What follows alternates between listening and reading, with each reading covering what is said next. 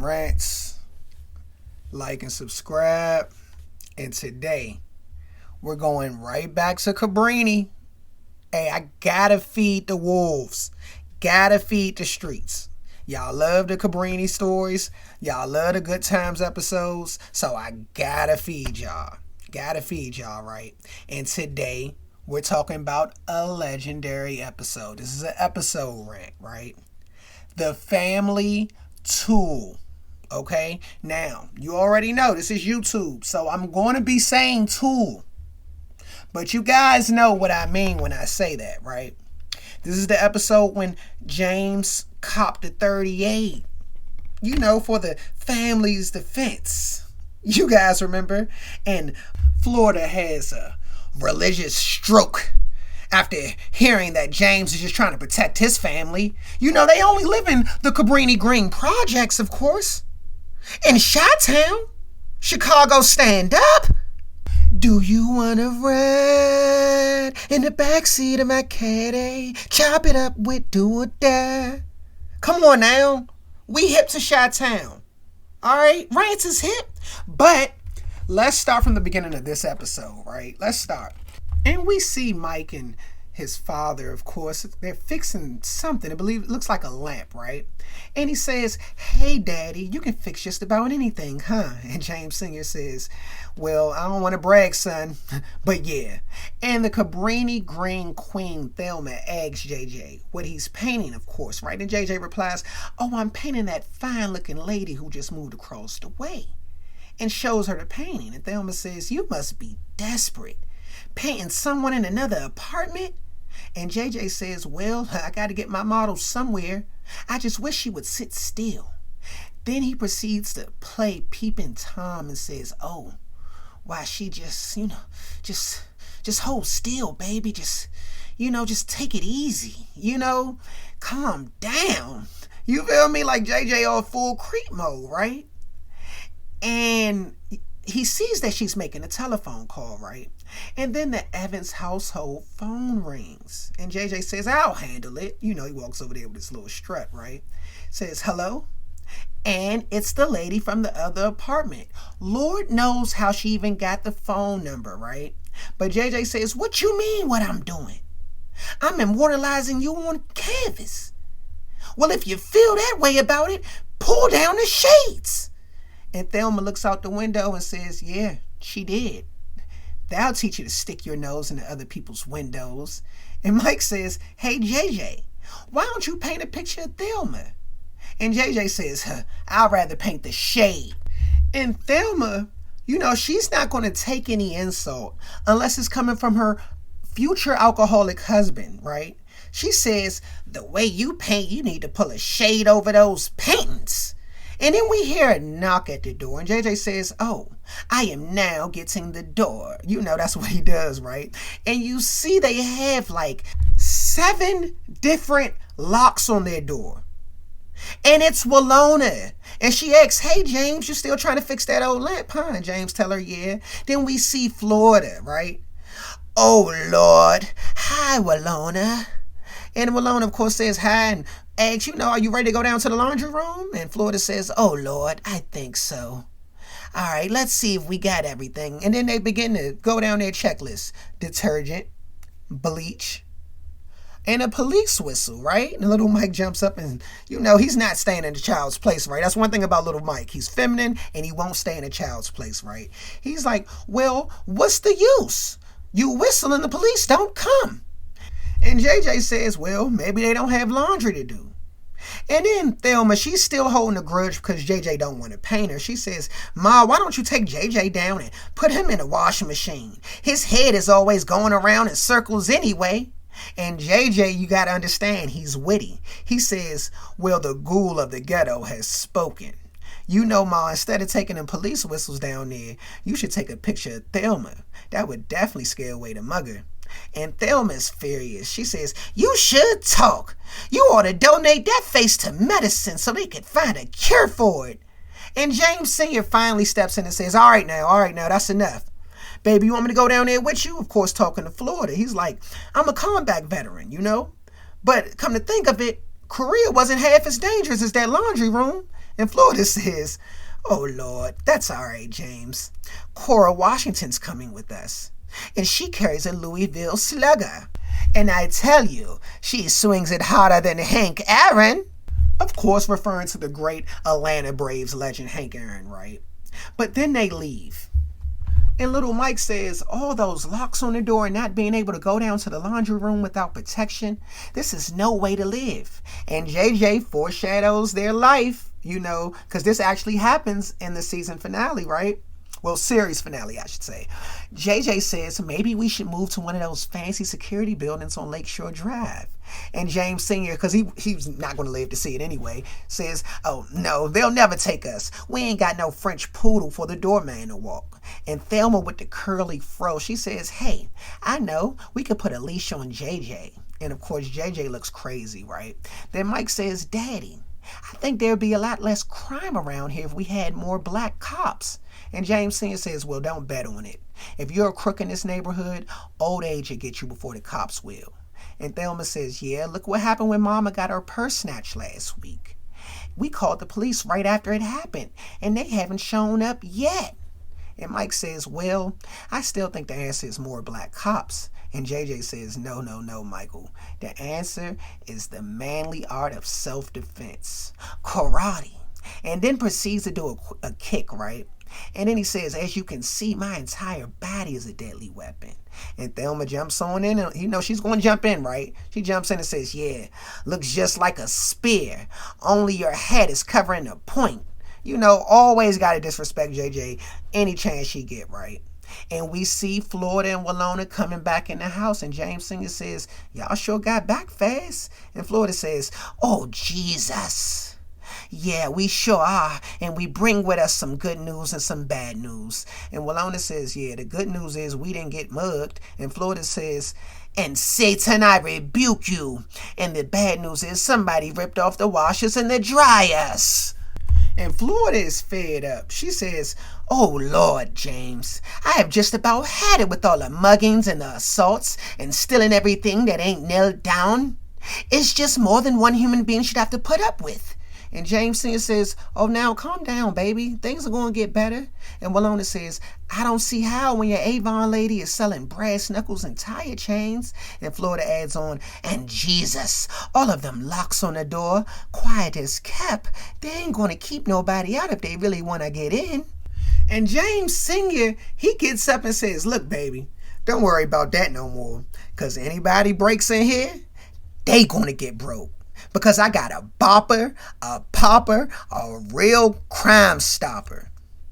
And Florida, who was just complaining about her safety and her purse just got snatched last week, says, James, a tool? And James Sr. says, that's right, a tool. And the line for crime is drawn at that door. Anybody that doubts it, I'm going to make them a believer real fast. And Thelma asks, Daddy, where'd you get it? And JJ says, getting a tool in the ghetto is easy. All you gotta do is look in the yellow pages under violence. And James Sr. says, look, anybody can get a tool anywhere.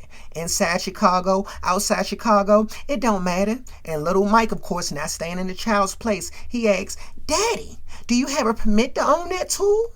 And James Sr. says, yeah, I got a permit. I permit me to own a tool. And Walona says, hey, ain't that one of those Saturday night specials? I hear they go off if you even breathe on them hard. And Florida, who was just complaining, right, says, oh, Lord, James, I am afraid of tools. They're dangerous to have around the house. And James says, oh, Florida, ain't nothing to worry about. Ain't nobody going to touch the tool but me. And JJ walks over and says, good decision, Dad. Good decision, Dad. But suppose you're not here. And I must protect the more defenseless members of the family, of course. Can I get the rod and waste them? And James Sr. says, Junior, if trouble breaks out and I ain't here, you do what you do best.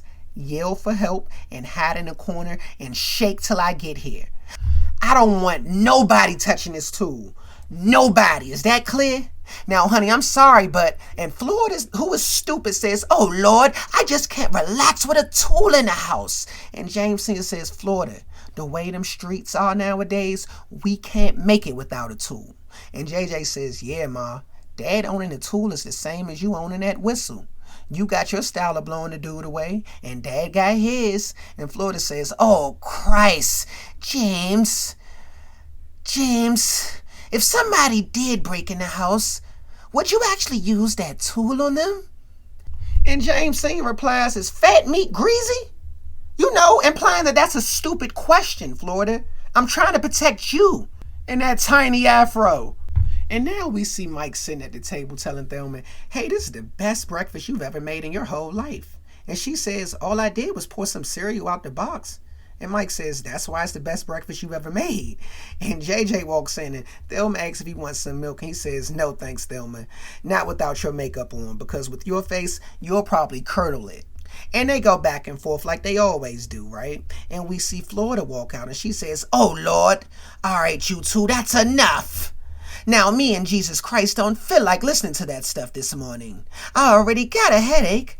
And Thelma, get $1 out of my bag and go down to the drugstore and get me some aspirin. Now, remember, this is 1975, so $1 is equal to $6.23 in today's money, right? And Thelma says, all right, Ma, and leaves, right? And James Sr. walks in and sits, and he tries to give his hideous wife a kiss, and she moves her face. And James Sr. says, well, good morning. You didn't sleep too good last night, did you? And Florida says, oh, sweet baby Jesus, what would make you say that? And James Sr. says, 2 elbows to the jaw, a knee to the ribs, and a left hook to the chops. And Florida says, oh, Lord, well, I was a little restless, but I didn't mean to keep you awake. James, you know, I really couldn't sleep good last night. Just thinking about having a tool in the house scares me. And James Sr. says, well, quit thinking about it. And Florida says, Virgin Mary's only son, how can I quit thinking about it when it's still here? Anybody in this house can get a hold of that thing. And James, who is repeating himself now, says, oh, now, Florida, I told you, ain't nobody gonna touch that strap but me. And little Mike, he grabs his basketball and says, hey, I'm going outside and practice some shooting. You know, he could have just said he was going outside to play basketball, right? And of course, this almost gives his mama and her tiny afro a heart attack, right? James Sr. says, baby, he's talking about basketball. Florida says, oh, Jesus, you'll see how nervous I'm getting about that tool. And James Sr. says, baby, you're making a big deal out of nothing. And Florida says, oh, Lord, nothing? Did you read that article in the Defender? It says that in the United States, someone was popped every minute with a tool. When people keep tools in their house for protection, 80% of the victims are husbands, wives, relatives, and good friends. And it's far worse with blacks than with whites. And James Sr. says, now, Florida, tools don't delete people. People delete people. And Florida says, oh, Lord. With tools, it ain't going to stop till some of these politicians get the guts to outlaw them. And James Sr. says, well, they ain't going to outlaw tools because the bad guys always find a way to get them. And Florida says, oh, Lord, well, maybe there wouldn't be so many good guys deleted if it wasn't for these other bad guys' tools. Amen. And James Sr. says, you know what? One of these days, you're going to thank me for getting that tool. And then they get a knock on the door.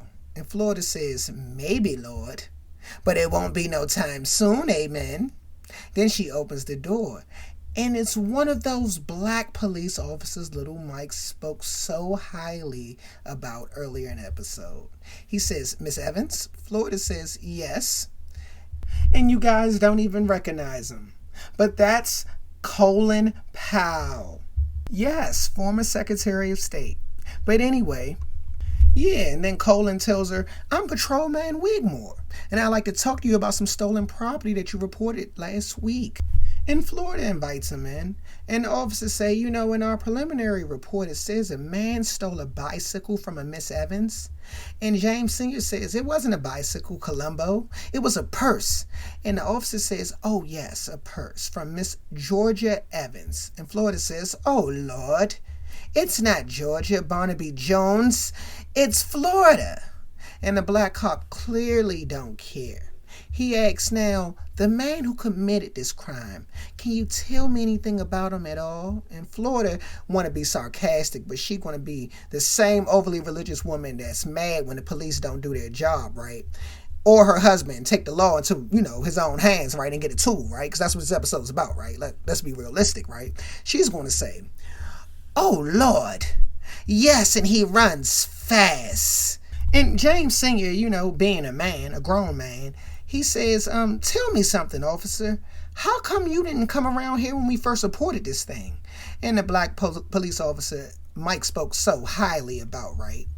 As if he had any life experience, right? Because Mike, he says, well, Mr. Bevins, as if he didn't just call his wife her correct name 2 minutes ago, right? And James Sr. corrects him. And the officer says, hey, look, crimes are being committed here so fast. We can hardly handle them.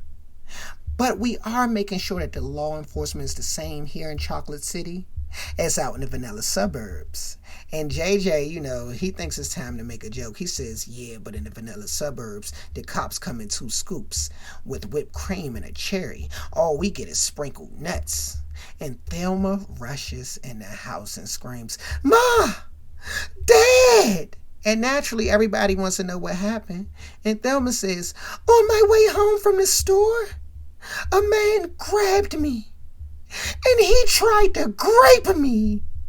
Yes, a random menace in cabrinigreen tried to grape the great cabrinigreen queen, Thelma Evans, right?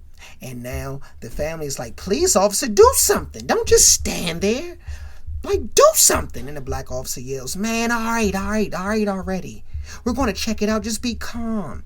And James Sr. says, well, what do you mean be calm? Like, you heard what happened? And Thelma, like, what did he look like? Like, he's frantic, right? And Thelma replies, Daddy, I don't know. I started kicking and scratching and screaming, and he ran off. And Florida says, oh, Lord, don't you worry, sweetheart. Those policemen are going to find him. And JJ says, yeah, man, you better get on the case. Otherwise, I'm going to have to go out there and look for the dude. Ain't no telling what's going to happen once I get in action, because he's in trouble, Jack. And the officer asks Thelma, can you give us a description at all? And Thelma says, I don't know. It happened so quick. All I remember is he was wearing a leather jacket. And James Sr. yells, all right, now you got a description. Get moving. And the officer says, Evans, a man wearing a leather jacket ain't no description. He's gone. Your daughter says she's okay. So, and James Sr. says, what do you mean, so, can't you see she's attacked? That's a hell of a lot more than a so. Then he kicks him out of the apartment. And the officer says, okay. We're going to check it out. And by the way, Miss Evans, if we happen to come up on anything about your stolen bicycle, I'll let you know. And now, of course, James is upset. He yells, the fuzz, I'm telling you. Nowadays, you can't count on nobody but yourself. Then he goes in the closet and get that tool, Now, Florida sees this, and of course, she's going to try to stop every attempt at her husband when he tries to be a man. He's trying to protect his family. She says, oh, Lord, James, what are you doing? And James is in red form. He yells, no, I ain't letting no dude get away with putting his hands on my daughter, the cabrinigreen queen. Now, we know y'all would. Everybody saw the final season of this show. And Florida says, oh, Jesus, James, now wait a minute. And Thelma says, but Daddy, I'm all right. And James yells, how do you know you all right? You're hysterical. Then he grabs the box and looks in it. And he asks, all right, Florida, hold on, where is it? And of course, she doesn't know what, she's like, what? What are you talking about? And he's like, James, of course, is like, the tool, it's gone. And Florida says, I knew something like this would happen. I just knew it.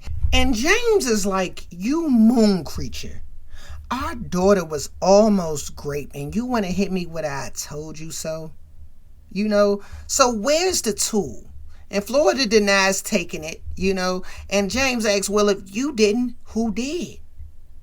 And Florida says, now, James, I don't know who took the tool, but you better believe I didn't. And James says, Florida, how do you expect me to believe that when you're the one who said you wanted me to get rid of it? And you couldn't even sleep with it in the house. And then Florida says, and I'm also the one who is so afraid of a tool that if I laid one finger on a tool, I'd turn white as a sheet. James, I didn't want a tool in the house, but believe me, I didn't take it. And James Sr. says, well, the tool didn't just jump out the box by itself. Now somebody in here moved it.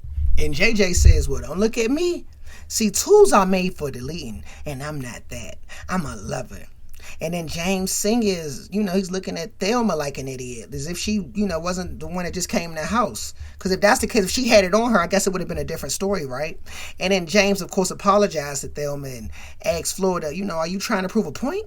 Now, look, baby, you ain't never lied to me, in all these years we've been married. Don't start now. Did you have anything to do with this tool disappearing? And Florida says to James, I haven't seen that tool since you showed it to me yesterday. And James yelled, well, the tool didn't just jump out the box. It gotta be around here somewhere. And this leads to James tearing the whole house up, including the back room. And he's kirking on Florida. And he also told JJ to search the kitchen and Thelma to search the bathroom, and nobody finds anything, right? And now Walona bursts into the Evans household. Even with all the 15 locks on the door, right? They still left the door unlocked. And Walona says, I just came by to see if you heard the news. And James is upset because he can't find his tool, right? He tells Walona, I ain't in the mood to hear none of that Mickey Mouse gossip. And Walona says, this ain't no Mickey Mouse gossip, Grumpy. A 5-year-old kid on the 3rd floor accidentally popped himself this morning. And from what I hear, nobody knows where the tool came from. And now James Sr. is looking stupid. He's saying, well, somebody must know where it came from. It must belong to somebody. Somebody must have stole it or lost it. And then he looks at Florida, and Florida looks back, and James Sr. says, no, it can't be. It can't be. And Florida asks Walona, oh, Lord, what kind of tool was it? And Walona says, I think they said it was a 32. And Florida says, oh, thank the Lord, James. It wasn't one of them Saturday night things. And James Sr. says, Florida, my tool was a 32. So, Florida, now we have to ask, what was you thanking the Lord for?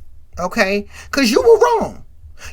This is equal to when grandparents of these times, they will tell their kid, right, what gender their baby is before it was born. And then when they're wrong, nobody in the family has the balls to tell their God-fearing grandmother that they were wrong. And this happens all the time, right? But let me get back on subject. I'm sorry about that, right? So now James Sr., he's worried about his lost tool, right? And, the kid may have gotten, hit by accident, right? And Walona says, well, will somebody please let me know what's going on around here? And Thelma, should have said nothing, right? Like, oh, nothing, because it was none of Walona's business, right? Because she gossips, right? But she tells Walona, yeah, Daddy's tool is missing and we can't find it. And James Sr. asks Walona, if the kid that popped himself was still alive. And Walona tells James, look, I don't know how serious it is, but I'll go see if I can find out. And she leaves to go run her mouth to the other neighbors in the building. Now she's over next door saying, hey, I think that kid from the 3rd floor, I think that might have been Evan's tool. That's what Walona went to go do, right? And now James is feeling guilty. He feels like it's his tool, right? And JJ says, come on, Dad, it's not your fault. I mean, maybe, somebody probably snuck in here while we were sleeping last night and ripped us off for the tool. As if they don't have 45 locks on the door, right? And James Sr. says, Junior, you think that makes me feel any better? A kid wouldn't be hurt now if I ain't had that tool to steal. It was supposed to be for protection. But who in God's name did it protect? And then little feminine Mike walks in. He says, hey, what's going on here? Y'all fixing to move without telling me? And Florida says, oh, Jesus, please. Michael, we ain't in no mood for no joking. A little boy in this building accidentally popped himself this morning. And Mike says calmly, he's not affected by this trauma at all, right? He was like, I know. His brother told me. He's doing pretty good, And James is smiling, talking about he is? Like, dude, he still popped himself. And to be honest, I'm going to be completely honest with you guys, right? They never cared about this boy. They only cared about the tool, right?